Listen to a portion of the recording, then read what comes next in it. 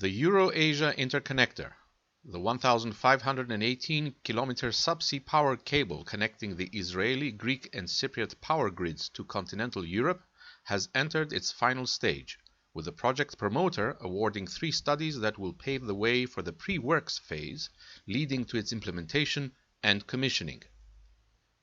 During a ceremony at the European Parliament office in Cyprus, the EuroAsia interconnector officially awarded the 3 studies to 2 Italian companies, Cesi SPA and Gas SRL, both leaders in their respective fields.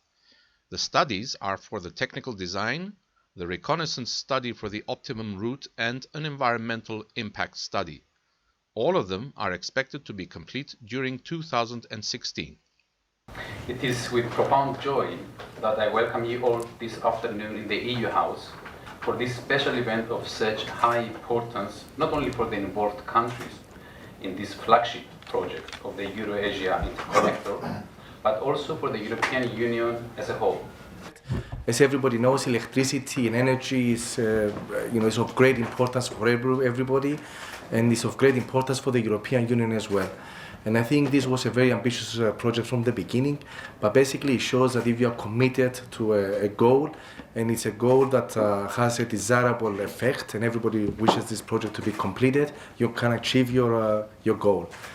Today marks basically I would say the official start of the technical study of the program, and hopefully let's wish that everything goes well, and soon we will be able to celebrate the enactment of the construction of the cables. So I would like to congratulate once again Mr. Nasos Ktoridis and his team, and of course everybody from all the 3 countries that have contributed to this project, and wish you the best. Thank you very much.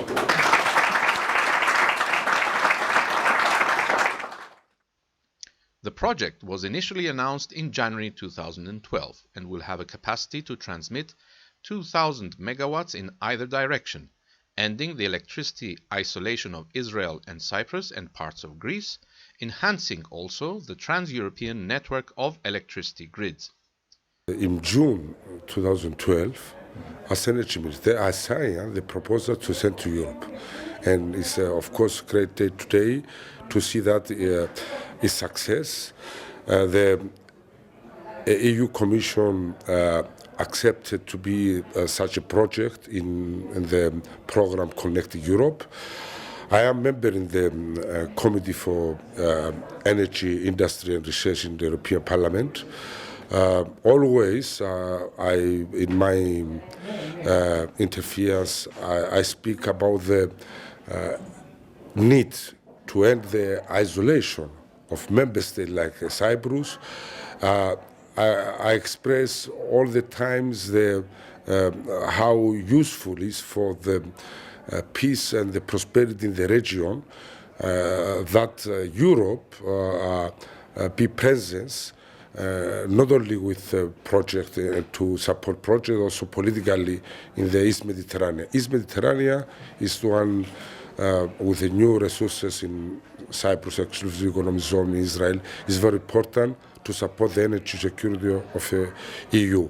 And it's also important to have such a project. They connect East Mediterranean Europe, like the EuroAsia interconnector. We have also, we discuss also, and we have the project like the Euromed pipeline. And also in the future we must think about to have in Cyprus one energy hub, and that is very important for Cyprus, very important for EU.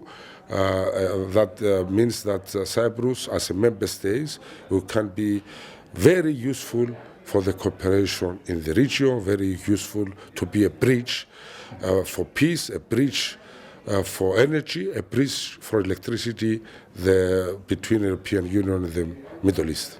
The recent discovery of vast natural gas deposits in the eastern Mediterranean within Cyprus, Israeli and Egyptian maritime zones that are expected to be on stream by the end of the decade has also contributed to the importance of this transcontinental project that will effectively help reduce the carbon emission rates of the producer and consumer national grids linked to this energy highway project. This project was born out of an urgent necessity and love for one's country. This is why, when it was first announced, it may have sounded like a romantic idea. On January 2012, we simply said that we wanted to connect 3 countries lacking the necessary infrastructure with an electrical cable buried in the sea. The skeptics and the cynics justifiably were exclaiming, how are you going to get over this obstacle, and then the next, and then all over the other obstacles you are bound to face? But we knew that there was, as long as we keep our sights fixed on our goal, each obstacle will become a learning experience and just another stepping stone.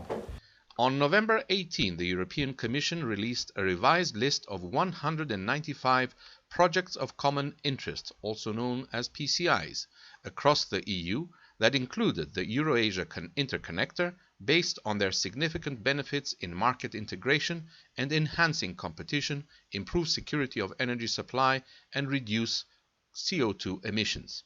Today, the countries of Israel, Cyprus and Greece and the European Union celebrate another decisive step towards the realization of a dream that in January 2012 began as just 3 connecting lines on the map.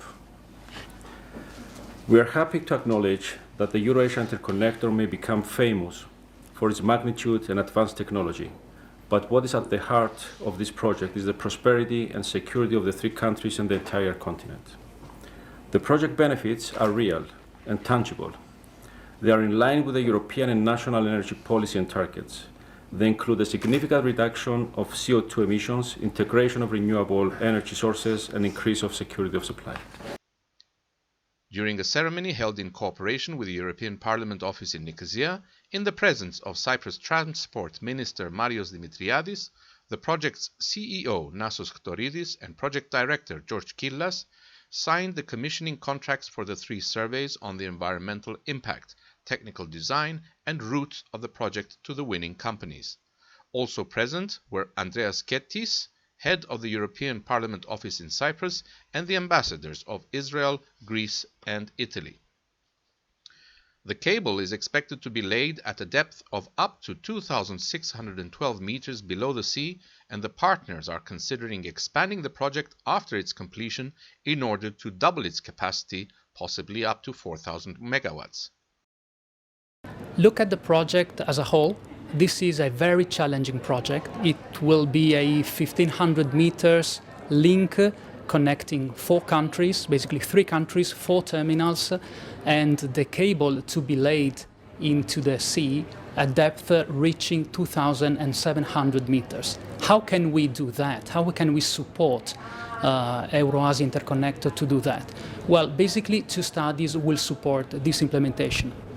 The first one will have to answer the question, is the technology right there today or at target years when the implementation should happen?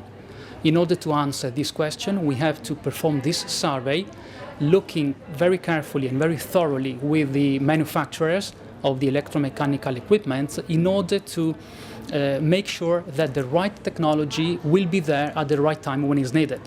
So that's the first study, the technological study. Then there is the environmental study that answers the following question. Where is the link that has to follow the route in order to be less risky as possible? In order to answer that question, we will have to perform careful studies in order to determine the best routing of the link among the 4 countries, the 3 countries. We are not a company that provides only services to European companies. We are a worldwide leader in technical consulting services. And by the way, probably we are one of the most referenced company worldwide in this field. It will be very important because it's a strategic investigation for us. It will be a completely new idea to evolution, and also looking on the subsea, it will be for us interesting to see what we will get on the end of the job. Well, I think it will be a lot of benefit for the island, and in terms of for business, for job, we will have a vessel over here to investigation for the area. So there will be involving the area and local employees. No, I think it's all area would be very interesting. All area. We already done some job in the past in the area, and it's very interesting to looking on the subsea area of Cyprus. No, it's interesting because the morphology and the geophysical area is very, very interesting. Geological aspect is very, very important. I think it's very important because, you know, it's European knowledge, European experience, and let me say, Italian flag for us is very important at the moment to be in the scientific area. Work on the initial 329-kilometer cable link between Israel and Cyprus is expected to begin in 2017 and be completed in 2019. The second phase will connect the Greek island of Crete to Attica in mainland Greece in 2020, and the third and final phase will connect the cable from Cyprus to Crete with a view of full implementation of this electricity highway by the year 2022. The expected cost of Step 1 and Step 2 of the project is 1.5 billion euros and will be undertaken in full by the EuroAsia interconnector.